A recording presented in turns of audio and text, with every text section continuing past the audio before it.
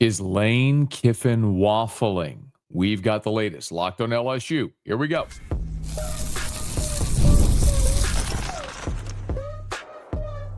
You are Locked On LSU, your daily podcast on the LSU Tigers. Part of the Locked On Podcast Network, your team every day. Okay, let's get it. It is Locked on LSU, your team every day. I'm your host, Matt Moscona. Thanks so much for making us your first listen. We're free, available wherever you get podcasts, of course, on YouTube as well. So please subscribe. And as always, one of the fastest ways to help us grow is by leaving your comments below. And thank you sincerely for helping make the Locked On Podcast Network the #1 sports podcast network on the face of planet Earth.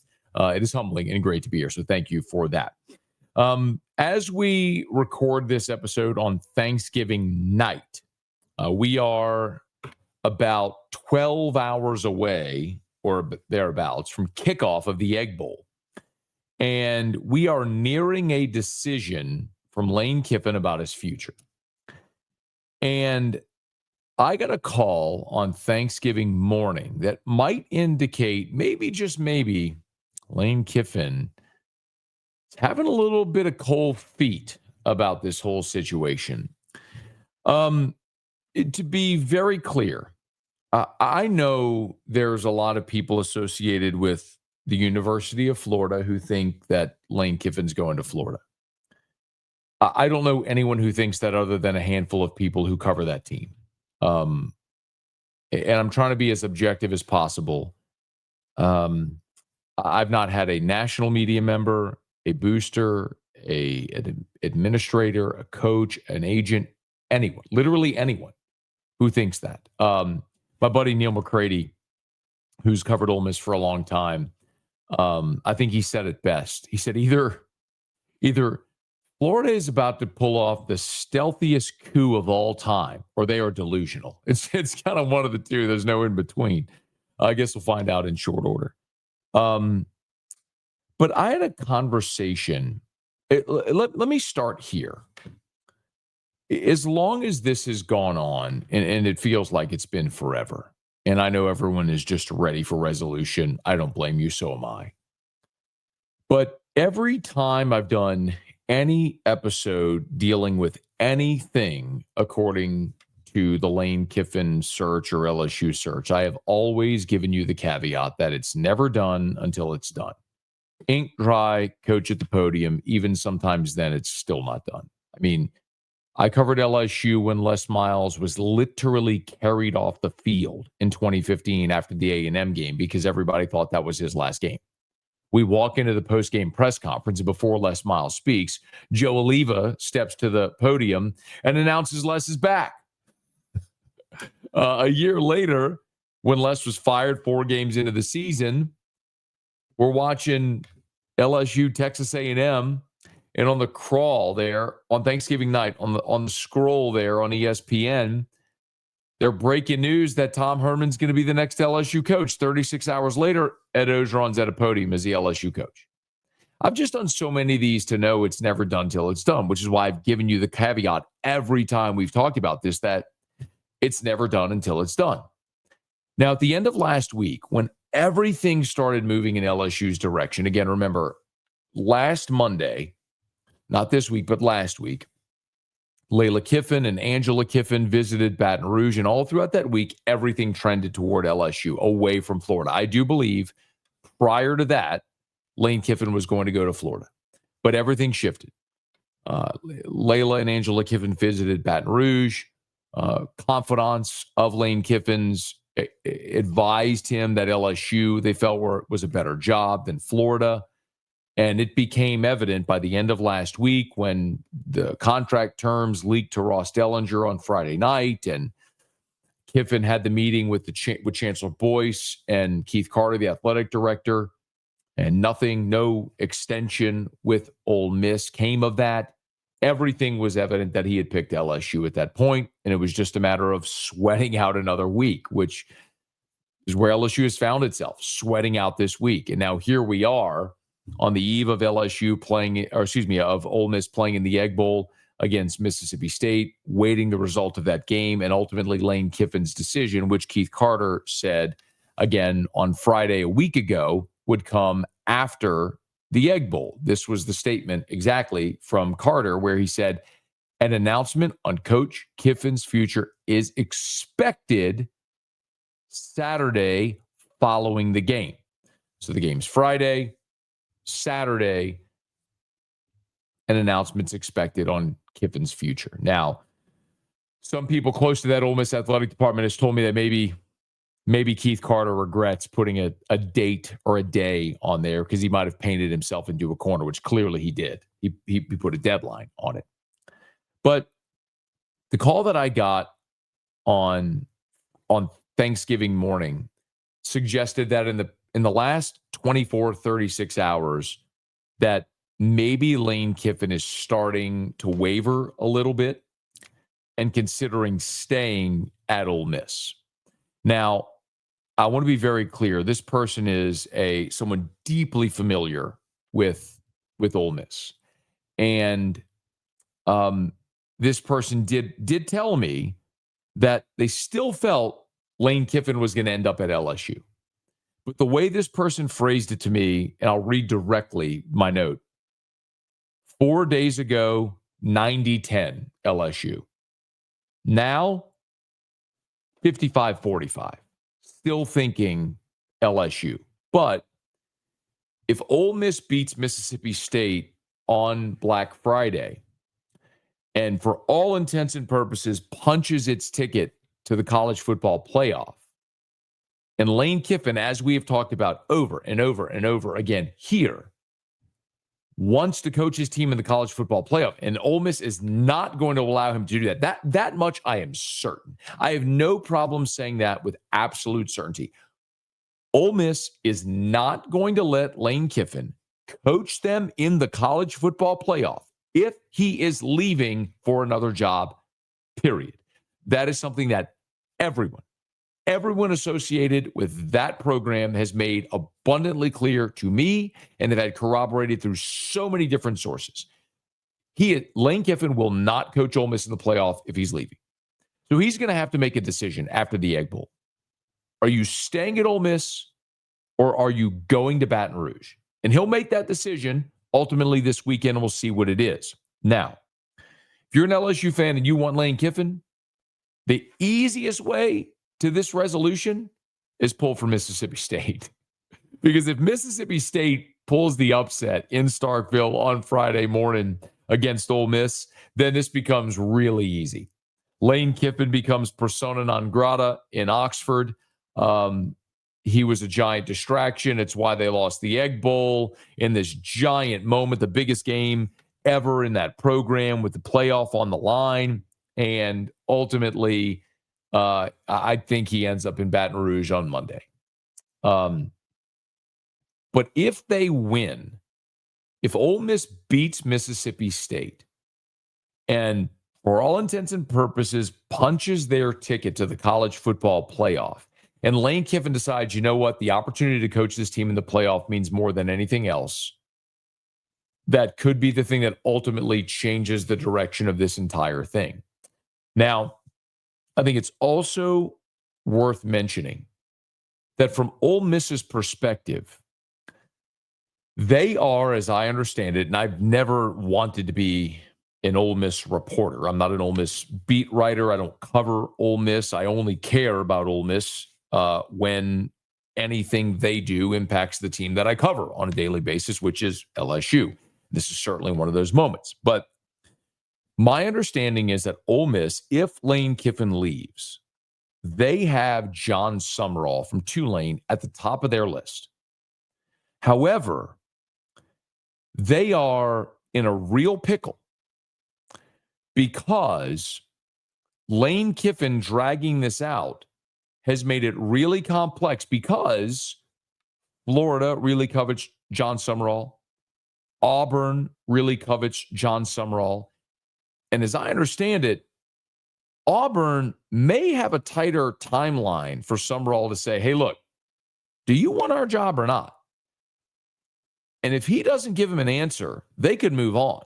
So from Summerall's perspective, it's a bird in hand to say, do you just take the job that's being offered you right now, or do you wait in hopes that maybe Ole Miss comes open, or if Kiffin stays, LSU comes open, or maybe Florida offers you their job? All better jobs conceivably than Auburn.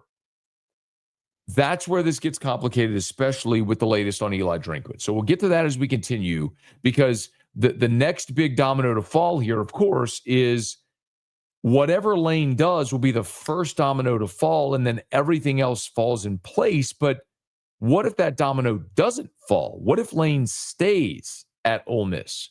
What does LSU do next? We'll have that conversation next. Locked on LSU, your team every day.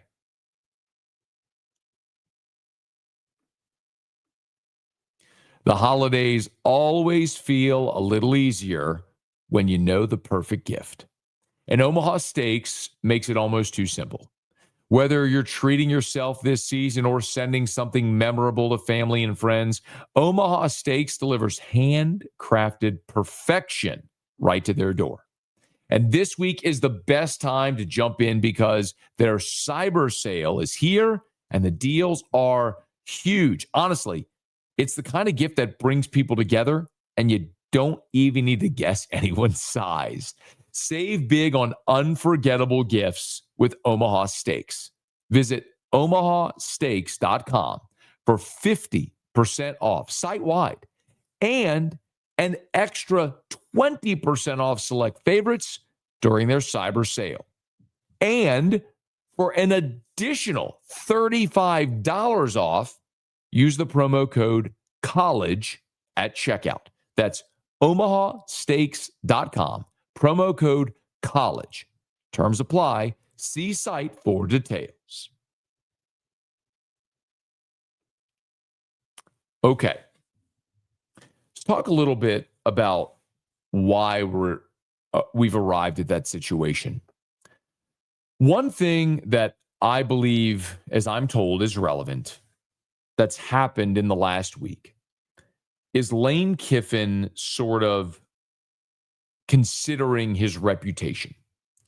Remember Lane Kiffin, who was the failed young wunderkind at the Oakland Raiders, who then became the head coach at Tennessee after 1 year left for USC, was fired on the tarmac, as the story goes, rehabs his image as an analyst for Nick Saban, then becomes the offensive coordinator, is let go before the national championship game because, as the story goes, he was so focused on his new gig at FAU.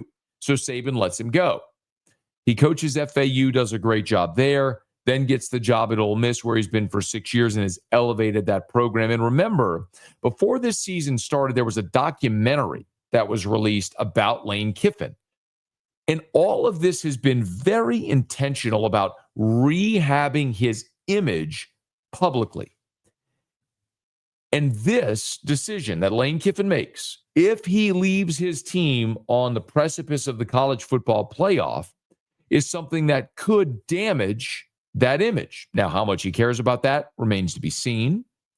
But Pat McAfee on College and Kirk Herbstreit on College Game Day this past Saturday, remember, had this conversation. If Lane Kiffin is listening, which we might get a call from him here in a matter of moments, it feels like that's the case. You're allowed to be happy and content, brother. You're allowed to be at a place and have massive success. You're allowed to build a place from scratch. You're allowed to become a GOAT at a place. I think there's a feeling amongst a lot of coaches like, hey, you got to get to this job. You got to get to this job. Rich Rod went to Michigan. He's back at West Virginia. If he would have never left, that guy probably has the entire university named after him. So it's like there's so many different decisions that are made, and obviously there's big money involved, but it's like Lane Kiffin's the only one that's going to know what the hell he wants to do, and I don't think he has a clue at this point. But I would like to stick up for Ole Miss. That place is awesome. They got a lot of great players who can play another year. Lane's done a fantastic job. I guess the recruiting's a little bit different, but like... Would you stay or would you go? I would stay. If I'm Lane? Yeah. He's got 6 a.m. yoga, non-negotiable he goes to every single day. Then I think he plays pickleball. Then he goes into his... Like, he's got his boy just won by 10 last night in the playoffs, I think, in Oxford. I mean, it's like... He is very content. Life is good. And Life after watching his documentary, it's like you're allowed to be happy, dude. You don't have to be chasing all the time. Remember, that was this past Saturday on College Game Day. So Friday, Kiffin has the meeting with Keith Carter and Chancellor Boyce. He does not reaffirm to Ole Miss. They released the statement that he'll make a decision after the Egg Bowl. Monday, Kiffin meets with reporters. Awkward press conference where he just fails to give any type of answer to anything.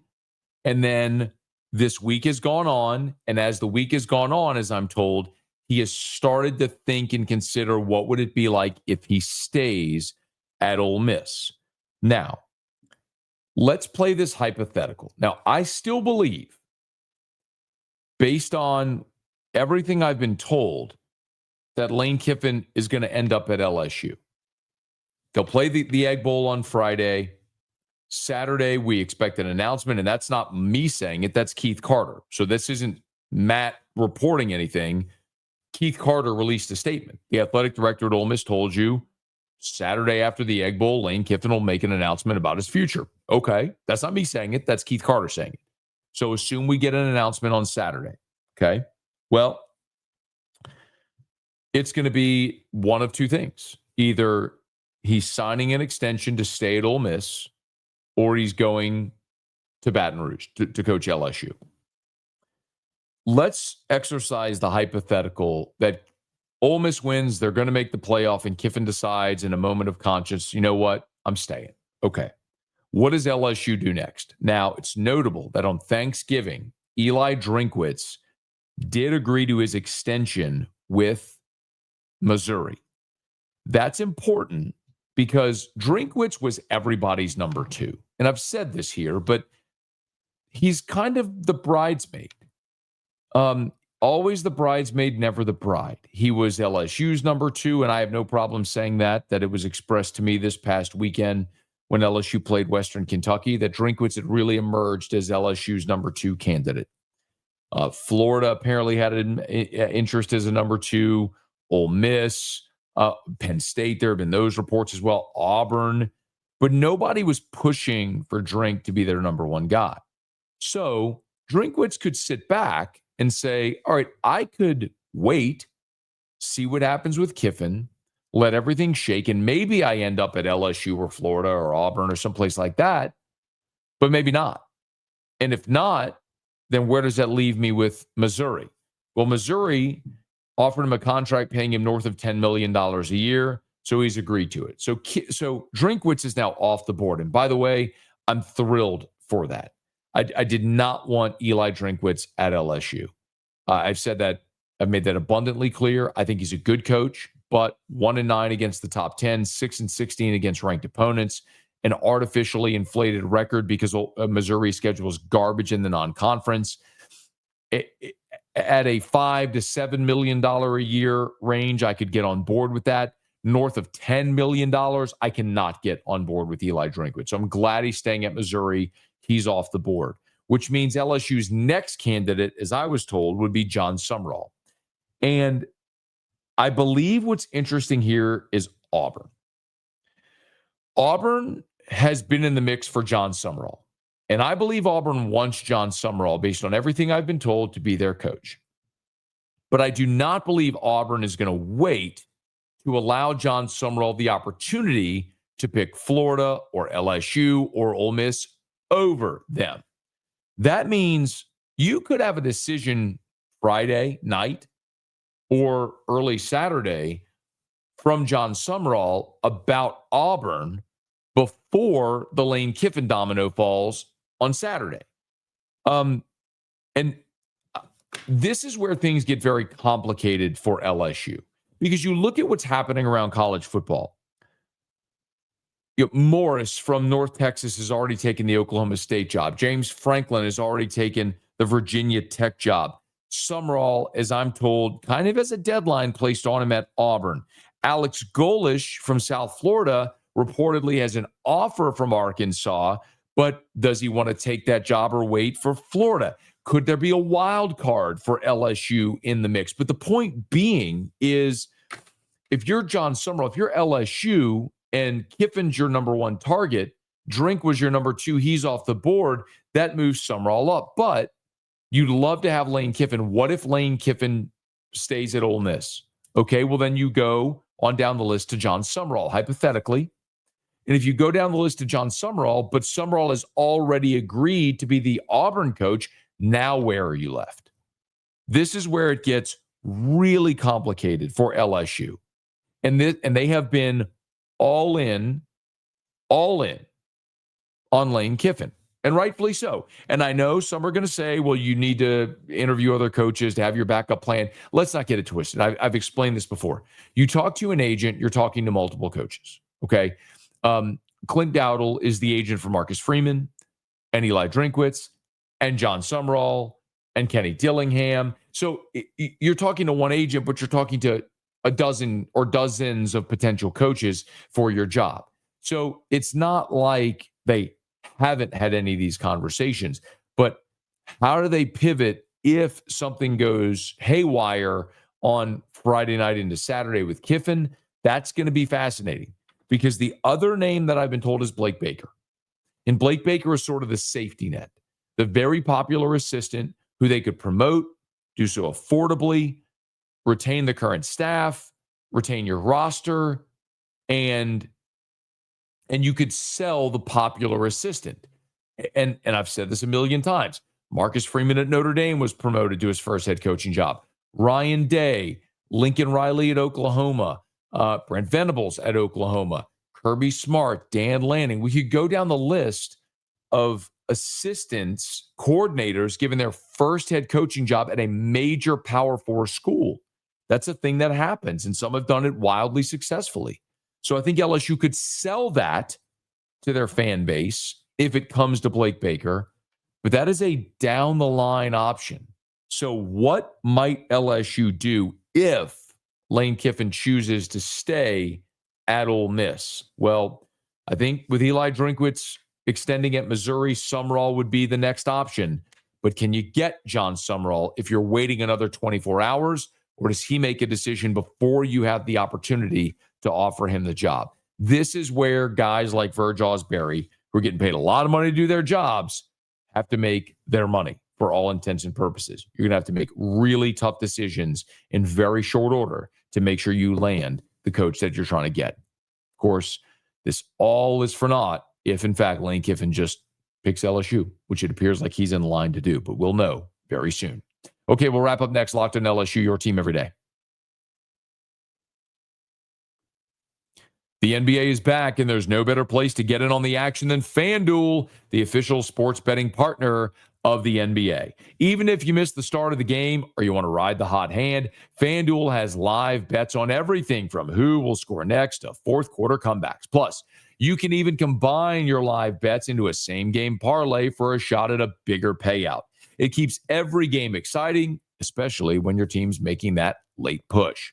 So, right now, FanDuel is giving new customers $300 in bonus bets when your first $5 bet wins. Head to FanDuel.com to sign up and play your game with FanDuel, the official sports betting partner of the NBA.